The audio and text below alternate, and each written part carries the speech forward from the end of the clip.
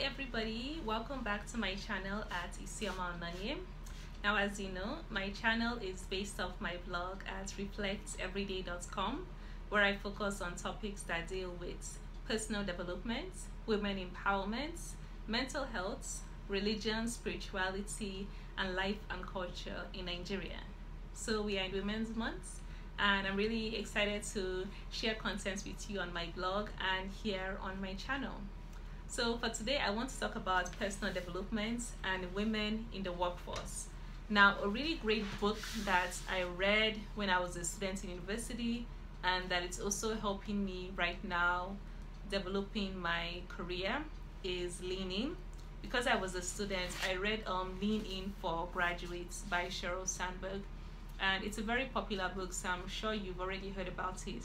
It's just Sheryl Sandberg's tips on how more women can really rise to the top of their careers and just to be the very best that they can be. If you don't already know who Sheryl Sandberg is, she's a chief operating officer at Facebook. Prior to joining Facebook, she was vice president of the global online sales and operations at Google and chief of staff at the United States Treasury Department. Sheryl is a very accomplished and successful woman, and this book is just the perfect book that every lady should have to really just excel in their career. Now I'm going to give you just 3 of my favorite tips from the book, because I think you should get your own copy, and just it's just going to be something that you will just love to keep highlighting and just looking back to help you to really progress in your career and life. So one of my favorite tips that Sheryl mentioned in the book is that she said you have to take opportunities and make an opportunity work for you, fit for you, rather than the other way around. So what this means is that you might not always find yourself in the environment that you want to be in, but that doesn't mean that you make excuses or you slack off, but rather wherever you find yourself in, make sure that you can be of use. Make sure that you can still develop your skills and traits that are needed to excel. Now, an example would be when I started my National Youth Service, I didn't initially get where I wanted to be posted to. So I was a little bit upset, but I still made the very best out of where I was posted to at NTA. So I would still, while there, I was able to really assist producers and supervisors. I was able to write the Scrollbar News. I created some short commercials, fillers. I was able to do some voice recording and short presenter roles. And people always said that I was really very hardworking. That's one word that people kept using on me, that I was a very hardworking person. And even though it wasn't where I wanted to be, I still made the most of it, and I made opportunities work for me.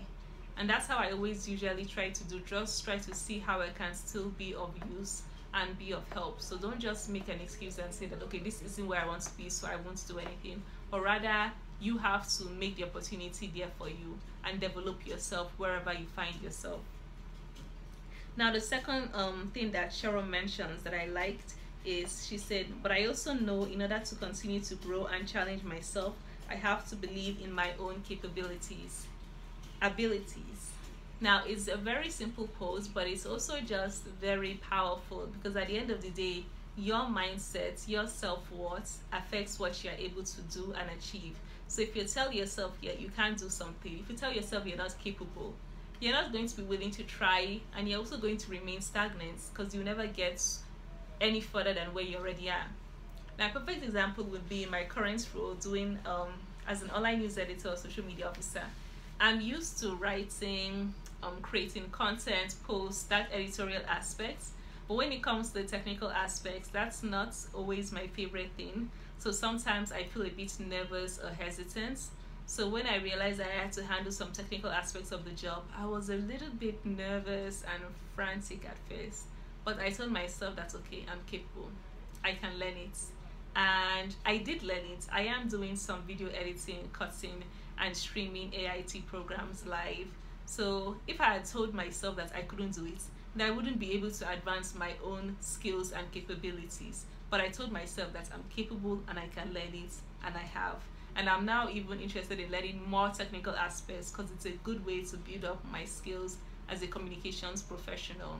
So at the end of the day, no matter what you are going through in your career, you just have to make sure your mindset is in check, and you're not limiting yourself by saying, no, that's not for me, but rather have an open mindset to saying that, okay, I haven't done it before, but I know I can do it, I will try and I will learn.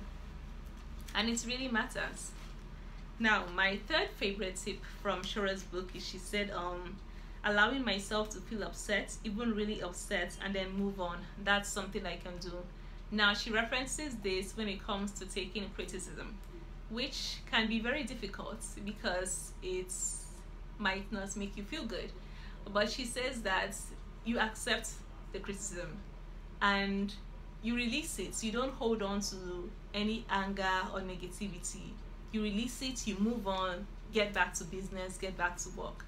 Now, when I was younger, as a student, on the grind, doing all my internships, trying to be the best that I could be, when I would receive criticism, it was like hurts me, and I would be angry at the person who gave me criticism, and I would just like hold that in, which was a very bad mentality to have. But luckily, I've gotten older and I know how to handle these things. So I know that criticism isn't an attack on you specifically.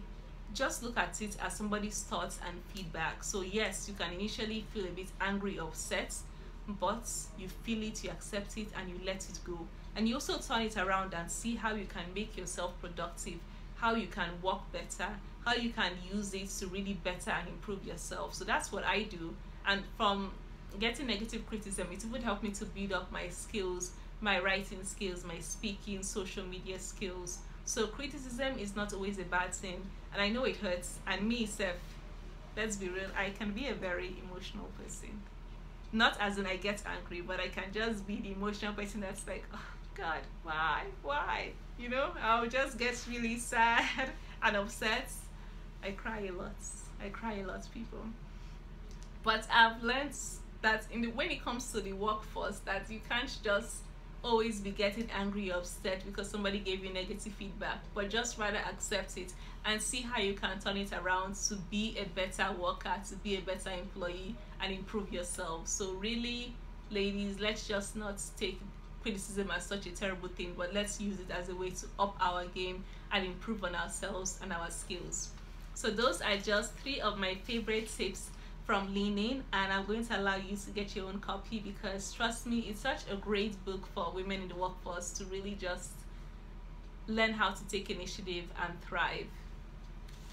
So I think that it's something that everybody needs to really read. So thank you again for joining me in this segment. And if you have any tip or any book that you recommend for women in the workforce, please let me know in the comment section. I would love to hear your thoughts. And if you have your own specific advice on how you've excelled in your career and you want to share that with me, definitely let me know. So thank you so much. If you haven't already subscribed to my channel, do subscribe, and you'll be, you can look forward to more encouraging and supportive videos like this. So thank you so much for joining me, and I will see you guys on my next video. Bye for now.